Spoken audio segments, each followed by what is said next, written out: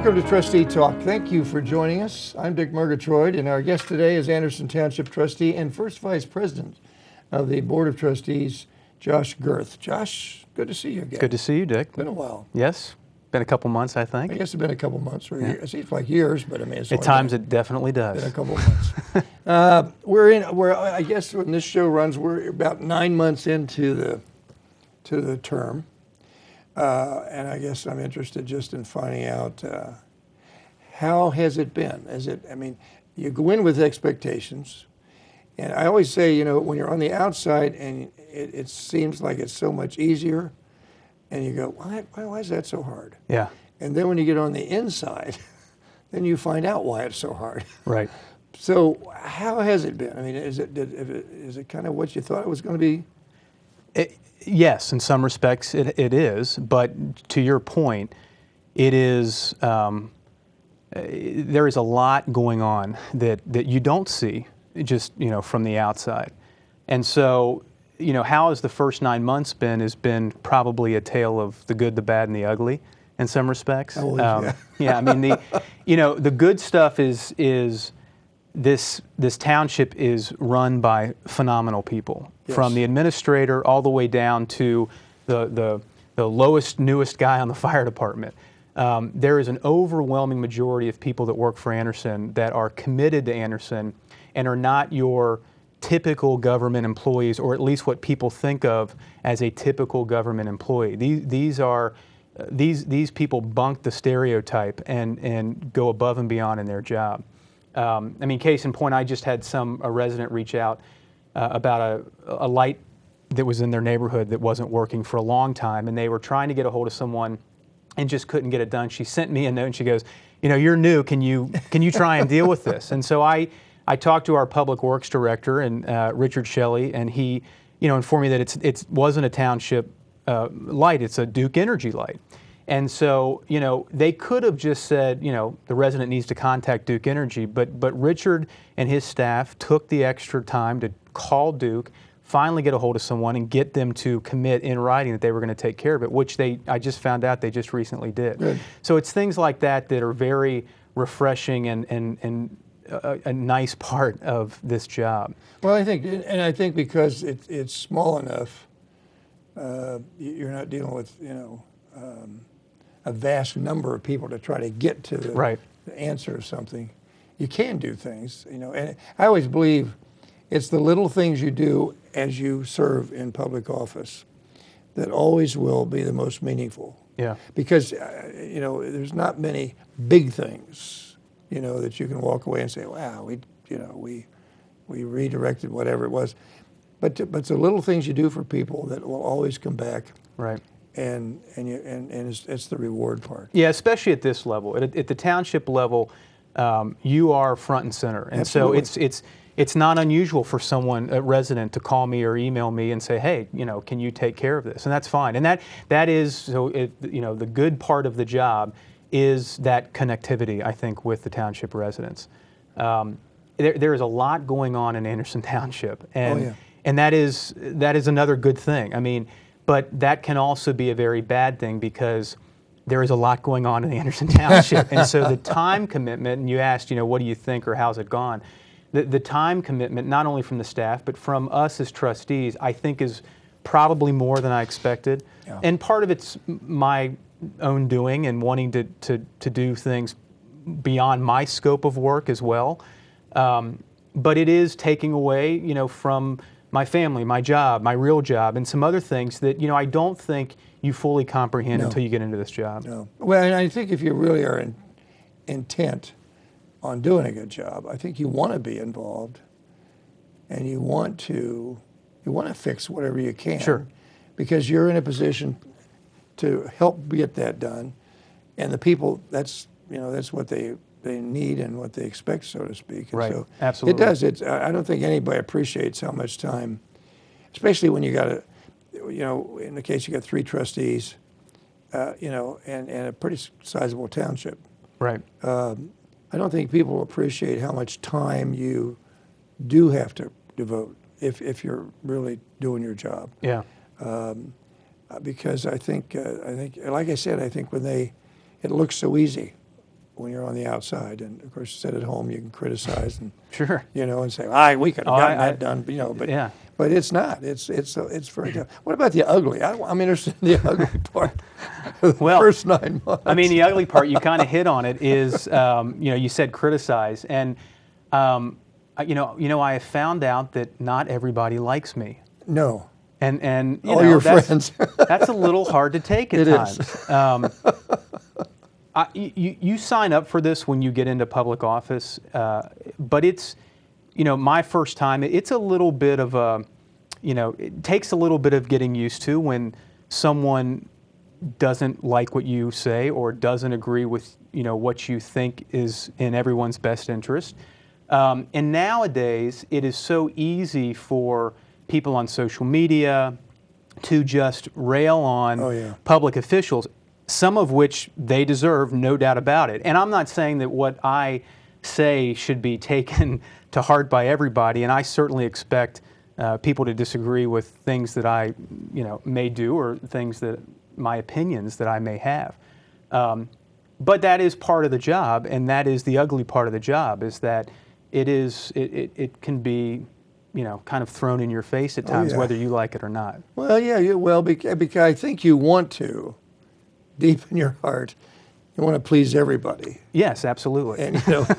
And and so when you don't, it is very hard. I mean, you have to. I remember when I first ran, they always said, you're too nice and you're too soft. You're going to just, but you develop sort of a thick skin, as they said, as time goes on, understanding that you're not going to make everybody happy. And the basic, I think, if you're sincere, and I think you are, you do the best you can, and you do what you think is in the best interest of the majority of the people. Yeah. Some are not going to agree, and you have to accept that. And then 9 times out of 10, the next thing you do, maybe that group is going to say, oh, what a great guy you are, and the other group's going to go, Well, the old cliche is true. You cannot please everybody, and No. that certainly is true in a government capacity as well. I think if you go back, and what I'm learning is when you go back and you really focus on the things that you are supposed to do as a government, and as a township government, we're somewhat limited in what our capacity is. But you break it down to, safety, police, fire. You break it down to road and maintenance of the transportation system. You break it down to quality of life, and what can we do to provide better quality of life. Those are the things that, when you focus on them and you try and make your decisions based on that priority list, at least you're heading in the right direction when those decisions are made, because you have that foundation. Well, you're front line. I mean, and I think local government is the most critical and important government, because you are their first, you're front line, and you're the first guy they go to, because for them, you are their, government. The county, people don't know what county government does. I don't sometimes anyway. And then the state, and you go to the national, and of course in the federal government at this point, we all shake our heads and go, do those people know that we are, we're here? But you're the first line of that they can go to, and that's a good thing though, because they can go to you. They can, and I think we always encourage them when they watch this show that they can. I mean, they can come, they can call, they can touch base with you, and if they have an issue or a problem, make the effort to go talk to somebody and have input, and then it helps you. Absolutely, and I think that I'm not going to have the answers to everything, but I certainly will try and get them. And so, I mean, my number, my emails are clearly published on the website at the township, and I encourage anyone to reach out with any questions. And even if it is a county question or relates to something bigger at the city, we can help put you in touch with the right person. Well, that's the key. I mean, that's the way I always felt about it. I said, 9 times out of 10, I couldn't fix exactly what they wanted, but I can find the person that they can talk to that can get them on track to what they want to do. Right. And I think that's sometimes that's your function. I mean, if you can just get them connected, because I think people are overwhelmed just by government in general, and I think I would agree. they don't know where to turn, they don't know who to talk to, and so if you can just do that for them, and I know a lot of times I couldn't help them. People would call me about something, and I'd say, I wish I could do something for you, but I really can't. But they were so appreciative that at least they talked to you. Yeah, right. Yeah. And you were honest and said, look, I can't do anything to help you. Yeah. They at least thanked you and said, well, I appreciate that you at least talked to me. I had that. A lady called me and had a question. Well, she had a few comments, and then she had a question, and she kind of left the voicemail at the end saying, I'm sure I won't hear back from you. Just assuming that I wouldn't return the call. And I did. I happened to be in my car, or getting into my car when I picked up the voicemail and called her back within 15 minutes. And I think she fell over wherever she was, because she had not, well, of course, yeah, or wasn't expecting to experience that, I should say. But even that is that's a positive when you do that. I think if they know that you at least took the time. That's half the battle right there. Absolutely. So it's been an interesting 9 months. It is. It is. Now, what's the one thing that's, I guess, anything stand out that just really hit you hard and you said, oh my gosh, any the township, by and large, is in very good shape. The one thing that is probably the biggest challenge, I would say, is always going to be budgetary issues. And it doesn't matter whether it's township or city or county or federal. It is, money and how to pay for things and how to provide services is always going to be front and center of the challenges that any government face. And we're not an exception to that. We have to look at that on a continual basis, because we are very limited in our revenue source, which is property tax. We don't have an income tax. I hope that we will have some revenue from a hotel tax in the near future, but even that won't be a lot of money. The majority, if not 99.9% of it, will come from property tax. And so how do you balance between people who think their property taxes are too high against providing those services is always going to be a challenge. The township does a lot of proactive thinking when it comes to that, which is great, because there are definitely municipalities out there who are very reactionary to budgetary crisis. But our three biggest expenses, or our three biggest buckets, if you will, are fire, police, and roads, and the staff and the tools and the maintenance and the equipment and all the things that go along with those three buckets. So we have those challenges, but we contract with the Sheriff's Department, for instance, with Hamilton County Sheriffs. Those costs used to be completely subsidized, and we've had to incur additional cost every year because they can't afford to do it anymore. Again, fortunately, because of trustees in the past who saw this coming, along with our administrator, they've been able to budget for those increases. But at some point in the next couple of years, we're going to be going from paying $1 million a year for our services to over $3 million a year. And that's a big gap that we're going to try and have to fill. But that contract and our relationship with the county is a wonderful relationship. Absolutely. And because of that, we are able to be proactive in those discussions and proactive in our decisions, and we can work with them to try and offset those costs while maintaining outstanding police service out here. The fire department, again, it's 90% of our budget is personnel. So we have about 100 employees at the township, and 60, 70 of them are the fire department. So again, keeping those costs in check, we have to work with the union. We have to make sure that we don't hire too many, but that we have enough to sustain the services that we have. Same way with the road department. We have to make sure that if a position goes away because someone retires or someone moves on to another job, do we need to fill it? Can we get by with less service or less people and provide the same service? All things that we've done a tremendous amount of investigation to. Well, and both of those, the fire and the public works also have a lot of equipment. Yes. Which is expensive equipment that you got to also get or maintain. the good thing with the police department is that that contract, you're not having to worry about buying Right. vehicles and all the other stuff that goes along Absolutely, with it. and that's a question that has come up in the past, is why don't we have our own police department? And to start that at the level of service that we have would be a tremendous expense. Be more than what you're going to pay them. Yeah, I'm sure. absolutely. Yeah. Yeah, and that is, I've noticed just in my time that we've been over here with our business and that, I will say, I think Anderson Township really does do a good job of managing the funds they have and the services they provide.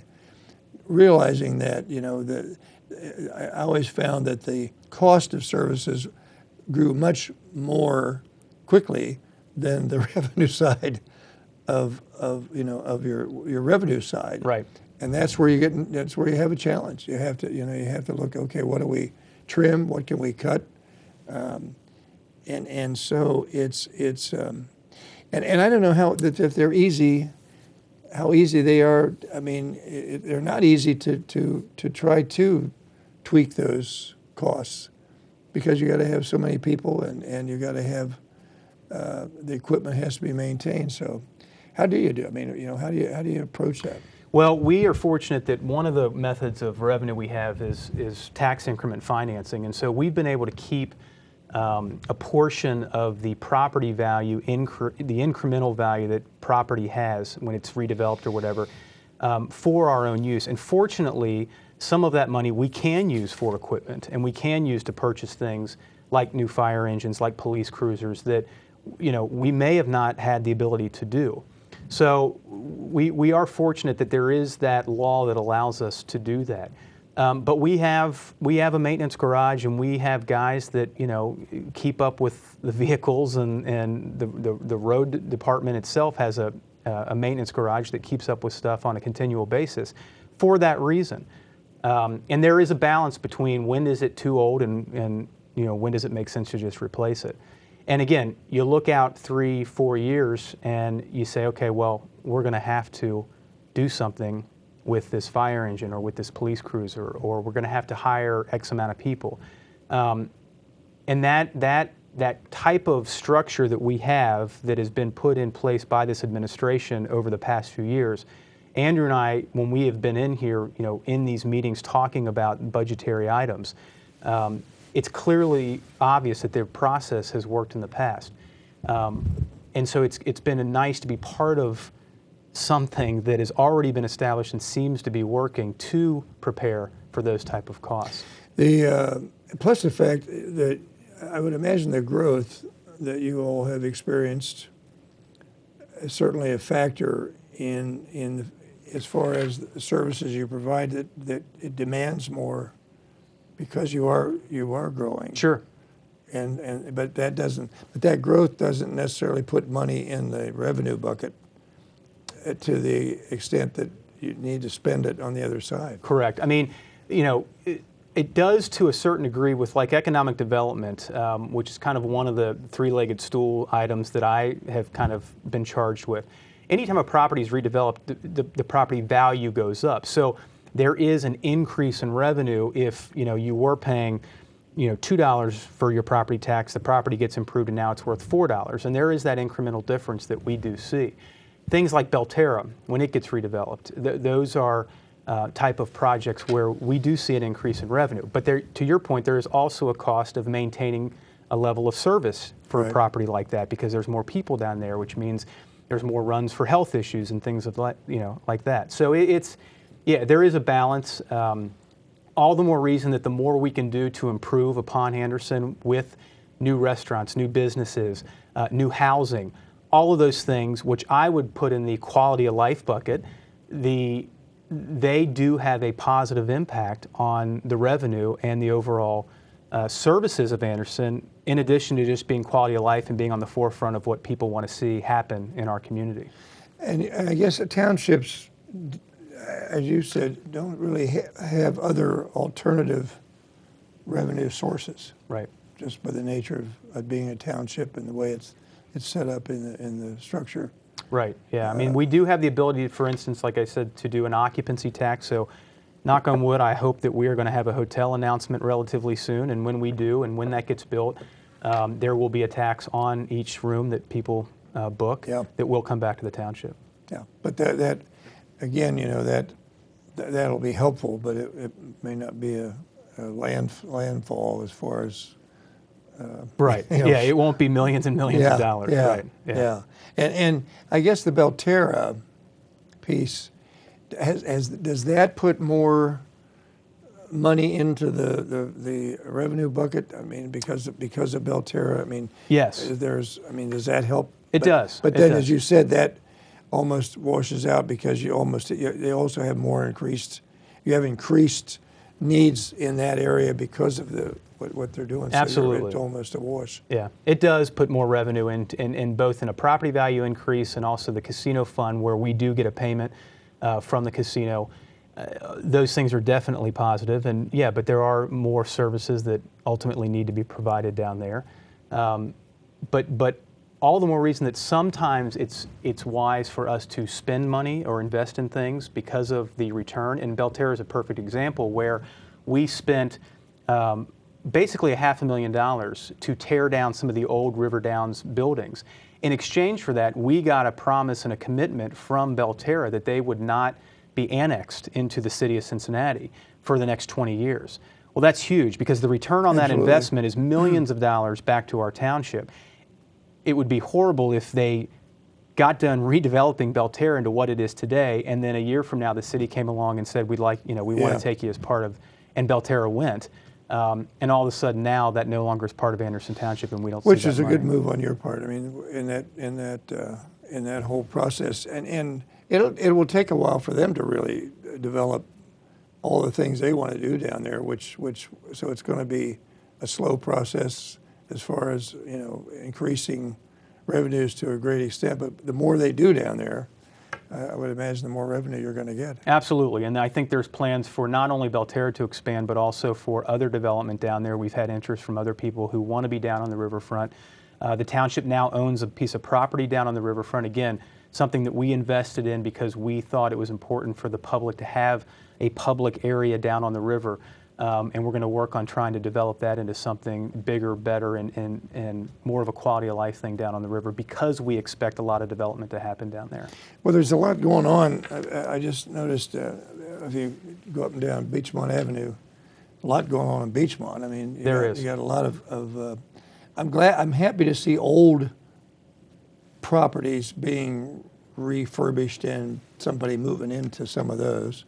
But you got a lot of activity there on Beachmont, and so what are some of the things that are coming online in addition to what's we already see that we can look forward to? Well, we have interest up and down Beachmont all day long. So I mean, it's every day we hear about something new, which is great. And a lot of it is taking old properties and redeveloping them. It's August 12th today, and I'm happy to report that the buildings at the corner of Beachmont and Witt are finally coming down. That is where Dewey's Pizza is supposed to go, which has kind of been long anticipated. They're still working through all those details, but it's exciting to see the construction. We've got Arthur's coming in as the restaurant in front, and where the old Perkins used to be. Yeah. We've got Anderson Pub and Grill, which is an offset of Oakley Pub and Grill, which they've completely remodeled. Yeah, and they've been doing a lot the old down there, Ground yeah. Round building, as I remember. Yeah. Audi is building a new dealership at the east side of Beachmont. Where, Is that the one next to Toyota? That's the one next to Toyota. Audi, yeah. Yep, absolutely. We know Kmart is leaving, but that is part of that plan to redevelop that entire center. That is a big piece of that. And the guys that own the Anderson Center Victory have already had a lot of interest. I could see that being more of a mixed-use type, more office, maybe some residential high-end apartments as well as some additional retail. There is no shortage of people that want to be in Anderson Township from a retail basis, and that's exciting because we are working backwards on Beachmont Avenue. It was not a master planned community, so we have a lot to deal with in terms of trying to bring it up to what everyone wants to see. Well, that's always been a problem with corridors like that because nobody thinks about that far enough ahead on growth like that, and so the corridor happens, and all of a sudden you got all this activity, and right. it's not prepared for the volume. But there's some good plans in place for some reconstruction and of the avenue itself, Absolutely. which will help with a lot of the traffic issues that you have now. Kroger is still they're still in the process with their new construction. Yeah, we got word that they are finally going to start moving forward with their plan to expand that store. They are also, they own all the way up to Wolfangle and Beachmont, and they are also going to do, we think, an additional out parcel, which will have some more ancillary retail to it. We think another restaurant, for instance. But you know, Kroger is also part of the redevelopment of what we are considering that is the downtown Anderson plan. Kroger they're a great community partner. They one of the busiest stores out of all of their stores. People love Kroger in Anderson Township, and they're responding finally, and they're going to start tearing all that stuff down and get moving on that project. It's an exciting place to be, and I guess you guys, and wrapping it up because we're about out of time, but you and Andrew both focused in your campaigns on collaboration and careful spending and that. Are you comfortable that you're kind of on target? You're kind of doing some of the stuff that you really wanted to see to happen? We are, and I can't speak exactly for him, but I think we are hitting the mark on a lot of the things we talked about. Hopefully next time I come back and we discuss what's going on, we'll have some announcement about some ways that we're starting to collaborate with the Park District and with the school district. And the school especially is one that we've never really been able to bridge that gap of how we work together. We've got some great ideas we're talking to them about, and I'm excited about that partnership. That's good. You're doing a good job. Well, thanks. Yeah, you are. I like you. Well, thanks. When you get a bad, when you get one of those when I get a bad bad calls, email, I'm gonna call send me them to up, you. I will. And I'll tell you how great you are. Thank you. Thank you. Hey, thank you for being with us, and it's always a pleasure. Always Yeah, a joy. good to see you. Always a joy to talk to you. Thank you for serving. I think it is a major, sacrifice that you make. Thank you for doing that. Yeah, And I wish you well as these challenges come along. They'll always be there. You'll get some. You'll win some. You'll lose some. Right. But in the end, you'll. I'm enjoying it. This is a great place, great community, and I'm thrilled to be in this spot. Hey, you're the best for it. And we thank you for being with us. We thank you for making us part of your day. And we hope that you will take advantage. Anytime you have input or thoughts or questions or anything of that sort or concerns, best thing to do is just find one of these guys and share them with them. And who knows? You may come up with a great idea that they haven't thought of. So, but we encourage you to have that input because it's a way to make things happen.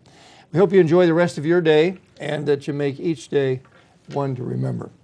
I'm Dick Murgatroyd, and on behalf of our crew here and our producer, Nikki Bishop, our director, Andy Crozier, we invite you to join us for our next session of Anderson Trustee Talk. And until then, have a great week. We'll see you then.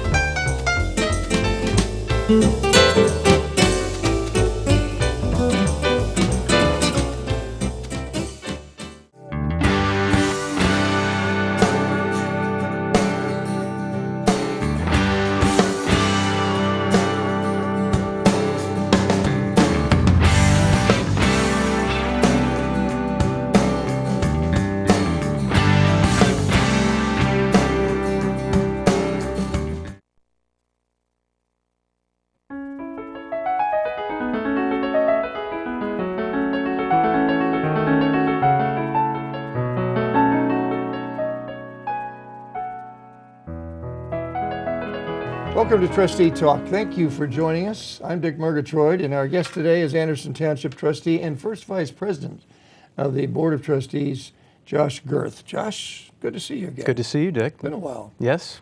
Been a couple months, I think. I guess it's been a couple months, or it seems like years, but I mean, it's At only times been, it definitely does. been a couple months. I guess when this show runs, we're about 9 months into the term, and I guess I'm interested just in finding out how has it been? I mean, you go in with expectations, and I always say, you know, when you're on the outside and it seems like it's so much easier, and you go, why is that so hard? Yeah. And then when you get on the inside, then you find out why it's so hard. Right. So how has it been? I mean, is it kind of what you thought it was going to be? Yes, in some respects it is, but to your point, it is, there is a lot going on that you don't see just, you know, from